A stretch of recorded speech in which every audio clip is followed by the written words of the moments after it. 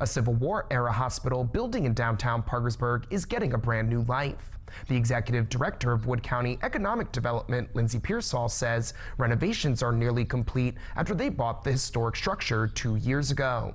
The group purchased the building in June of 2024 and started renovations in January of 2025. Wood County Economic Development will be on the second floor with downtown PKB on the first. The project includes new windows, doors, floors, HVAC, and electrical, while still preserving a piece of local history and creating a permanent home for their offices.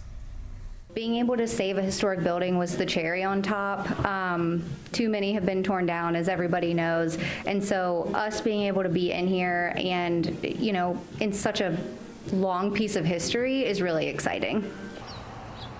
Pearsall expects construction to wrap up in early June with a move-in planned by July.